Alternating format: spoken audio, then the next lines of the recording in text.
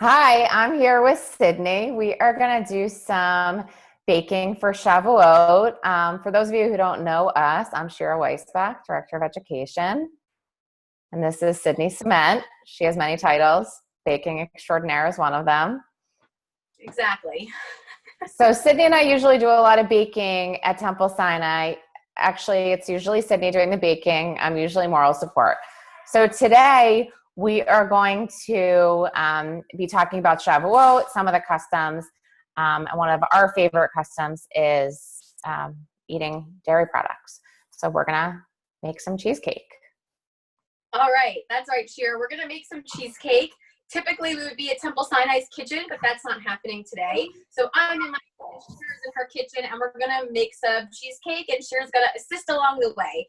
So the first thing you're going to need is to make the crust. And for that, you really can use whatever kind of crumbly cookie that you like. So for today, I smashed up a sleeve and a half of Oreos. You can see it kind of looks like wet sand a little bit. Or you could use peanut butter crackers if you're really getting creative, or you can always use traditional graham crackers. Again, you're going to get a cup and a half of whatever crumbly cookie you want to use. You could even try this with pretzels. Really, the crust, you can get really creative. The next thing you're going to do to your cup and a half of crumbled cookies is add 6 tablespoons of melted butter. So I just melt this in the microwave, nothing fancy here. You just dump it into your cookies and give it a good stir. Now, I am not going to add any sugar to this, but if you're going to use graham crackers or something not as sweet, you could always add a 1/4 cup of sugar. So I had that prepared, but I think I'm going to leave the sugar out for my recipe today because I think Oreos are pretty sweet as it is. I think you're probably good without the sugar. I think so too. We don't need to get cavities after eating this. So I'm going to stir this up. And when I'm done stirring it up, I'm going to press it into a greased 8x8 pan. I'm using a glass pan because I like to see the layers of the crust and the cheesecake, but you can use a throwaway pan. And what's nice about this recipe is you don't need anything fancy, no springform pan. You don't need to put water in the oven to make a steam bath. This is a pretty straightforward, easy recipe that you can doctor up as much or as little as you like. So I'm going to work on this. And Shira, why don't you tell us why we even eat cheesecake on Shavuot? So that's a great question. So first, Shavuot begins this Thursday night.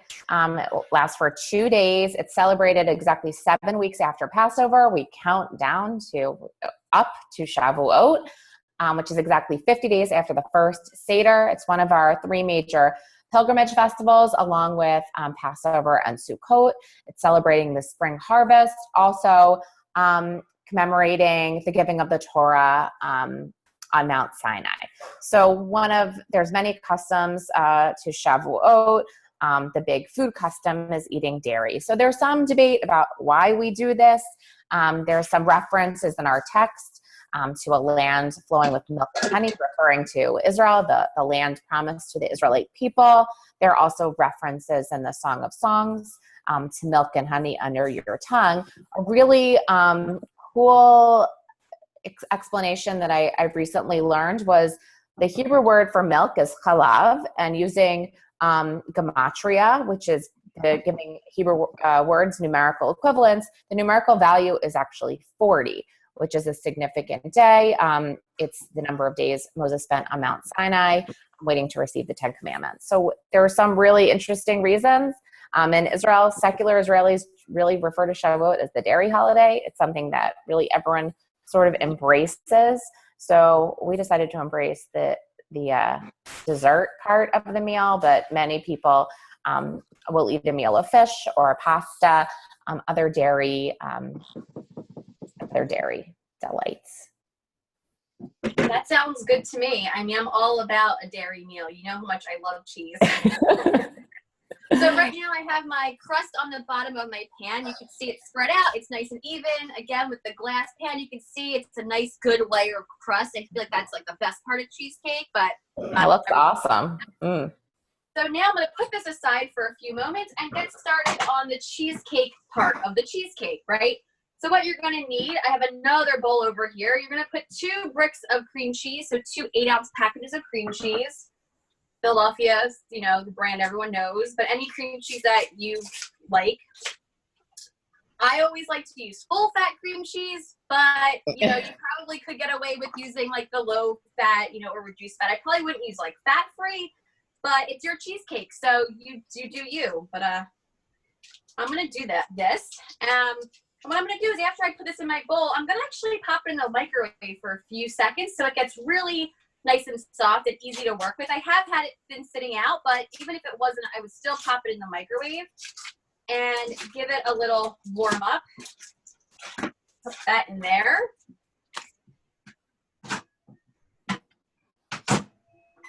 Just gonna add 30 seconds, warm it up, and then I'm going to add a half a cup of sugar to that, and I'm gonna give it a really good stir. You could definitely do this in a stand mixer or an electric mixer.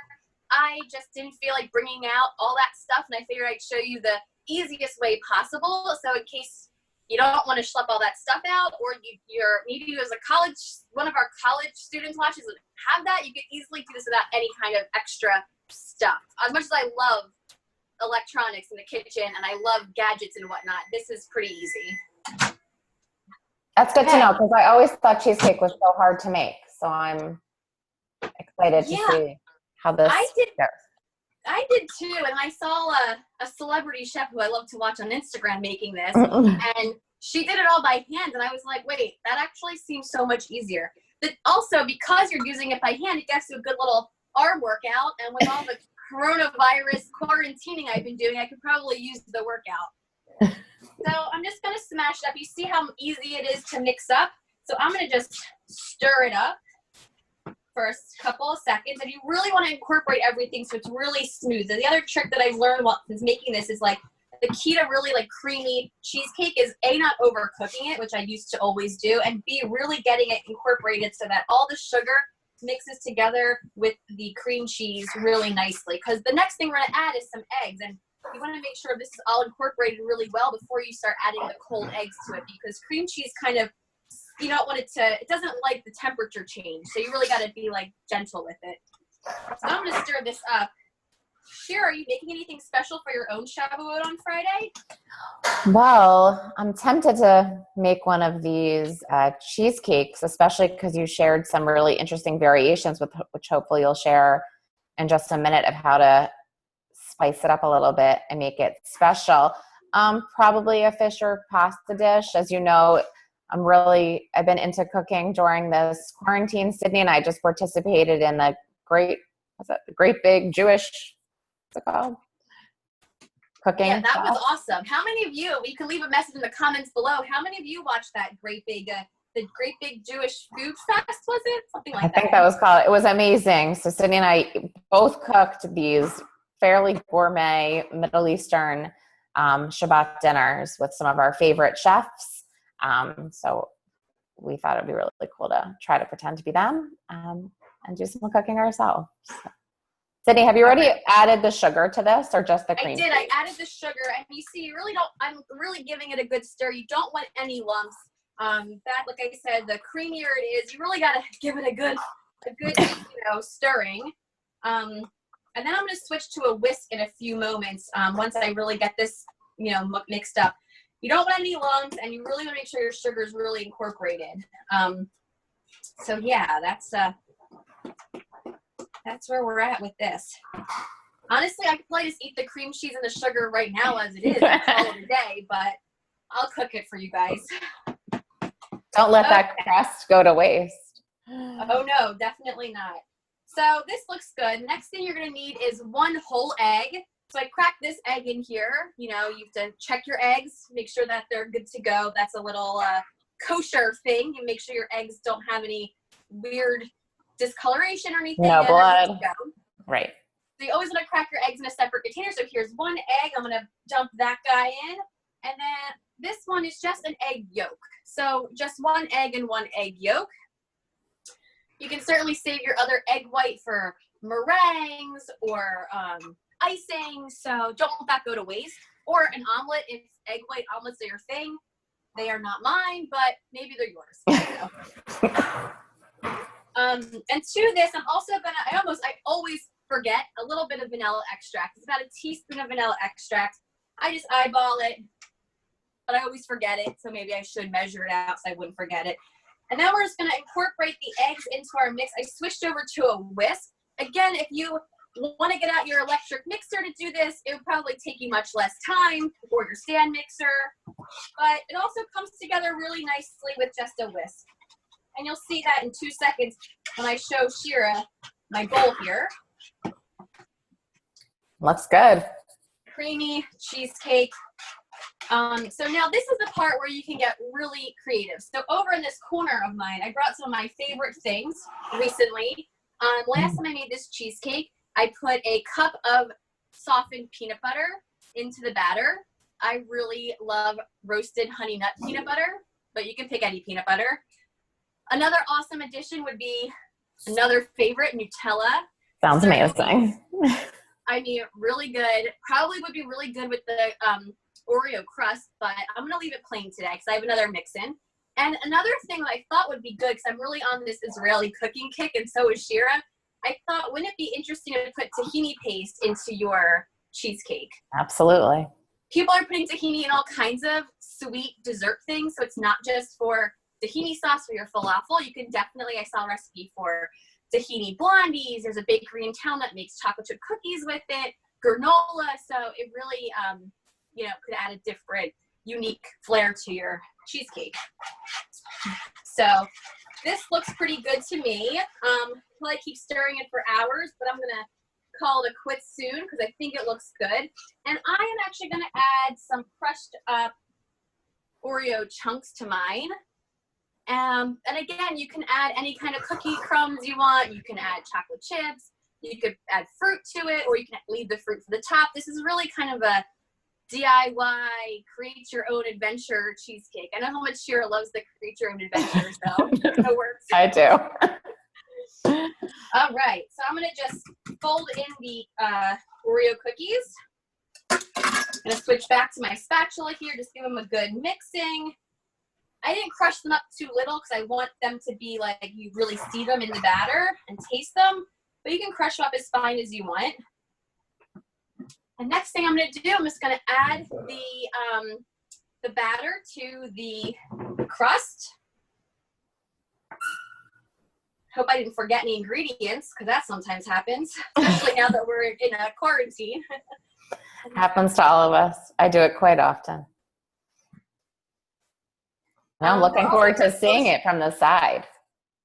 What was that? Make sure to give us a close-up of the pan so we could see the good layers. Oh, for sure. I'm just going to even it out and make it look really festive and pretty.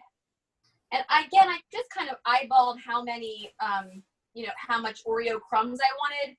There's probably no right or wrong answer. I mean, maybe there is, but for me, it's just what I thought would be good. I didn't want to overwhelm it with the Oreos, but I also wanted to make sure they were in there. So this is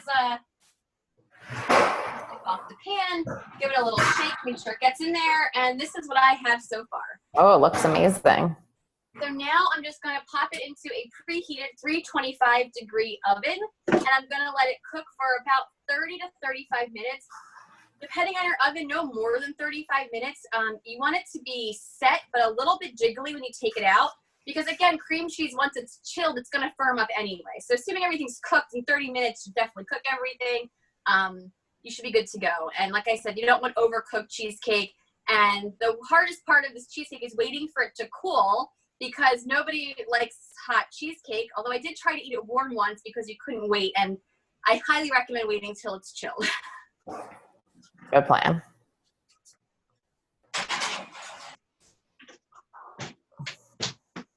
All right, so now we wait for it to cook and come back and see what it looks like all baked and ready to go. All right, we'll see it in a couple minutes. So we're back. It's been 30 minutes of baking. 30 minutes or so. Let's see what we have. All right, let's take it out of the oven.